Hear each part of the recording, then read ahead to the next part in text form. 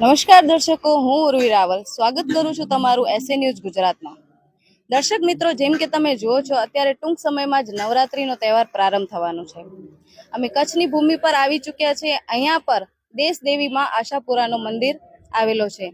લોકોની શ્રદ્ધા અને આસ્થા એવી છે કે દૂર દૂરથી પદયાત્રીઓ અહીંયા માં આશાપુરાના દર્શનાર્થ આવે છે અને જોવા મળે છે કે એક સાઈડ આજે અમે આવી પહોંચ્યા છે સંત રામપાલજી મહારાજનું એક અહીંયા હોલ બુક કરેલો છે। એમાં એક કાર્યક્રમ રાખેલો છે જ્યાં સંત રામપાલજી મહારાજના શિષ્યોનું એવું કહેવું છે કે માં આશાપુરાની ભક્તિ કરવી અથવા કોઈ પણ તહેવાર ઉજવવું એ વ્યર્થ છે અને મનમાનું આચરણ છે।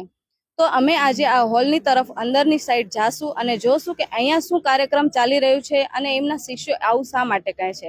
શું કામ તે માં આશાપુરાની અથવા દુર્ગા માની જે પૂજા કરવાની મનાઈ કરે છે, એ સદગ્રંથોનું પ્રમાણ આવે છે। આ બધા ગુડ રહસ્યો આજે આપણે તમને જણાવીશું। તો હવે અમે આ હોલના ગેટ તરફ આવી ચૂક્યા છીએ અને જોશું કે હવે અંદર પ્રવેશ કરીશું। અહીંયા શું વ્યવસ્થા ચાલી રહી છે, શ્રદ્ધાળુઓ જે છે લગાતાર એમના આવી રહ્યા છે। અંદર પ્રવેશ કરીને જોશું કે કઈ રીતે બધી વ્યવસ્થાઓ કરેલી છે। જેમ કે હવે જોવા મળે છે કે બધા અત્યારે નવરાત્રીની તૈયારીમાં લાગેલા છે, તહેવારની તૈયારીઓમાં છે, પણ અહીંયા જે છે એક અલગ જ કાર્યક્રમ ચાલી રહ્યું છે। આપણે અંદર પ્રવેશ કરીશું। જેમ કે અહીંયા તમે જોઈ શકો છો, સામે એક સ્ક્રીન દેખાઈ રહ્યું છે જ્યાં પ્રોજેક્ટરના માધ્યમથી સંત રામપાલજી મહારાજનો સત્સંગ ચલાવવામાં આવ્યો છે। અહીંયા જે છે સંત રામપાલજી મહારાજજીના જે શિષ્યો છે સત્સંગ શાંતિપૂર્વક સાંભળી રહ્યા છે। આ એક સાઈડ એમનું પ્રણામ સ્થળ છે જે પુરુષો માટે અને મહિલાઓ માટે એક અલગ પ્રણામ સ્થળની વ્યવસ્થા કરેલી છે।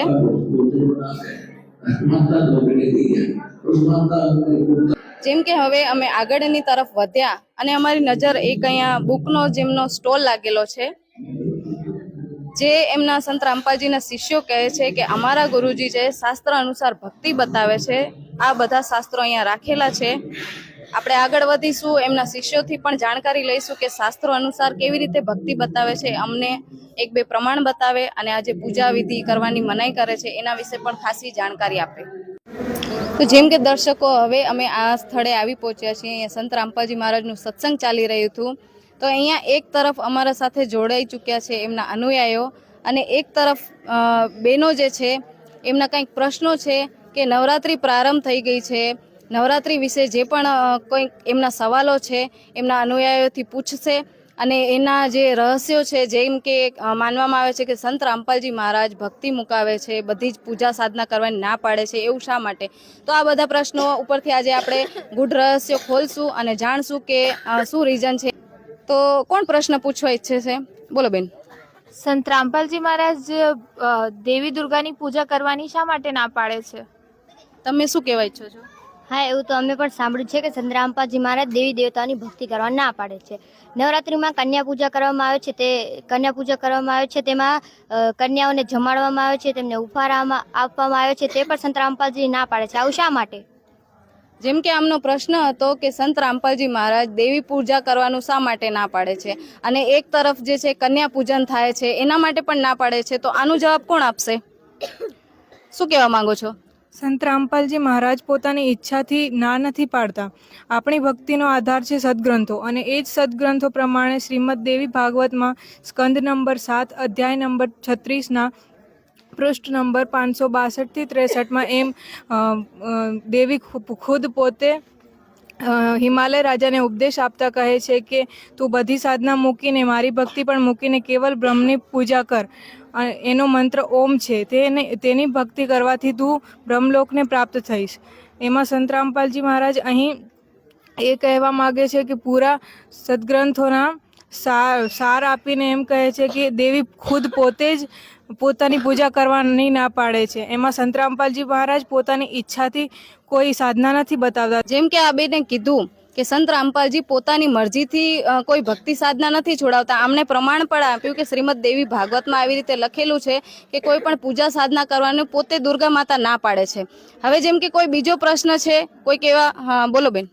અમે આખું વર્ષ નવરાત્રિની વાટ જોઈએ છીએ કે અમે ક્યારે નવરાત્રિ આવીને ક્યારે રમવા જઈએ, ને આમના ગુરુજી નવરાત્રિ રમવાની ના પાડે છે, આવું શા માટે?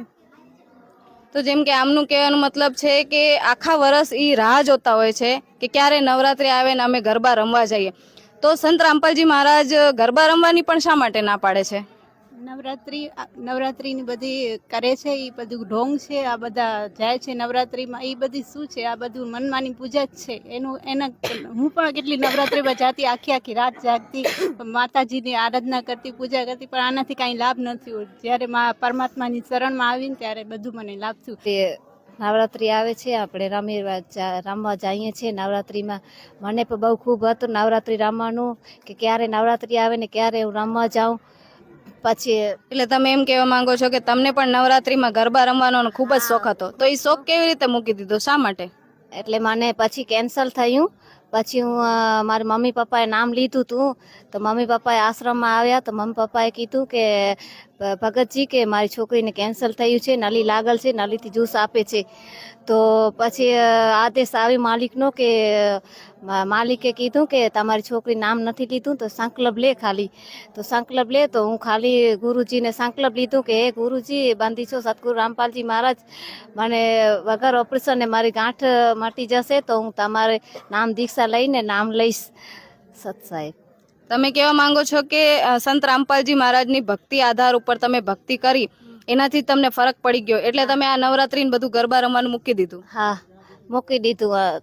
રામપાલજી મહારાજની નામ લીધું ને એટલે મૂકી દીધું. જેમ કે આપણે કીધું કે જે સંત રામપાલજી મહારાજની ભક્તિ હતી, એમણે એમાં જોડાયા, અને પછી એના પછી પણ જેમ કે અત્યારે કોઈ બીમાર હોય છે તો ખાવું પણ ભાવતું નથી, તો આ લોકો એમ કહે છે કે જ્યારે અમે નવરાત્રિમાં પોતે જ્યારે શ્રદ્ધાળુ હતા, નવરાત્રિમાં ગરબા રમતા હતા, બધી જ રીતે બધી પૂજાઓનું પાલન કરતા હતા, પણ એમને કોઈ લાભ થયો નહીં.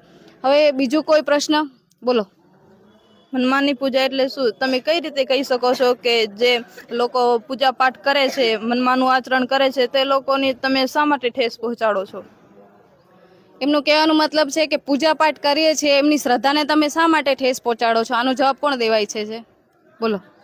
અમે કોઈ છે ને ભક્તોને ઠેસ પહોંચાડવાનું કામ નથી કરતા. અમે છે ને અમારા ગુરુજીને ભક્તિ અનુસાર ભક્તિ કરીએ ને મનમાના આચરણ જે કરતા હોય એમને અમે સાચો માર્ગ બતાવીએ.